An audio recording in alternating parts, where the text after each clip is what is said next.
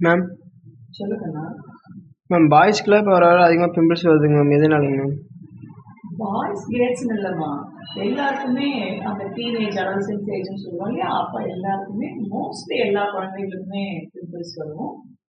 இது எப்படின்னா நம்மளுடைய நிறைய ஆக்டிவிட்டீஸ்னால பிம்பிள்ஸ் வர்றதுக்கு வாய்ப்பு இருக்கு. ஒன்று வந்து ஹார்மோன் இம்பேலன்ஸ், நமக்கு வந்து இந்த டீனேஜுக்கு ஒரு காரணம். இன்னொன்று வந்து எக்ஸசிவ் ஃப்ரைட் ஐட்டம் சாப்பிட்றது, நைட் டைம்ல முழிச்சு இருக்கிறது, பாடி ஹீட் ஆகிற மாதிரி நிறைய ஆக்டிவிட்டீஸ் பண்ணுறது, நிறைய நான் வெஜிடேரியன் ஃபுட் எக்ஸஸாக எடுத்துக்கிறது, ஆயிலி ஃபுட் எக்ஸஸாக எடுத்துக்கிறதுனால தான் வரும். இதனால இப்படிலாம் சாப்பிட்றதுனால நைட்ல ராத்திரி ஜாகரணம்னு சொல்லுவோம், ராத்திரியில முழிச்சிருக்கிறது, இதெல்லாம் நம்ம உடம்புல வாதம் பித்தம் கபம்னு 3 தோஷம் சொல்லுவோம் இல்லையா, அதுல வாதமும் பித்தமும் கொஞ்சம் ஹை ஆயிடும், அதிகமாயிட்டு அது வைஷியேட் ஆகிடும், அது வந்து கொஞ்சம் கெட்டுடும், அது நல்ல தன்மையிலேருந்து அது மாறிடும்.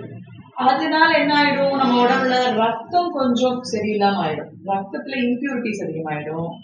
ரத்தம் சரியில்லைன்னா அடுத்து அதை தொடர்ந்து இருக்கக்கூடியது மாம்சம், சப்த தாத்துன்னு சொல்லுவோம், ரச ரத்த மாம்ச மேதா அஸ்தி மஜ்ஜா சுக்ரான்னு சொல்லுவோம். அதுல ரத்தத்துக்கு அடுத்தபடியா இருக்கக்கூடிய மாம்சத்துல, ஸ்கின் வந்து மாம்சம் தானே, மசில் தானே, அதுலயும் கொஞ்சம் வைஷியேட் ஆயிடும் தோஷாஸ். அதனால என்ன ஆயிடும், நம்மளுக்கு வந்து ஸ்மால் எலிவேஷன், கொஞ்சம் இப்படி தூக்குற மாதிரி பிம்பிள்ஸ் வரும். சிலருக்கு வந்து அங்க மேலேயே குட்டியா வெள்ளையா பஸ்பாமான மாதிரி இருக்கும், சிலருக்கு அது அது ஏதோ பண்ணி ஸ்கார் கூட ஆயிடும்.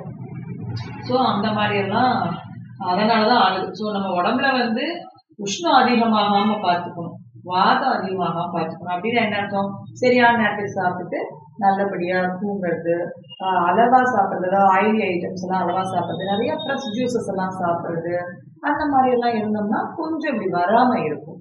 ஓகேவா?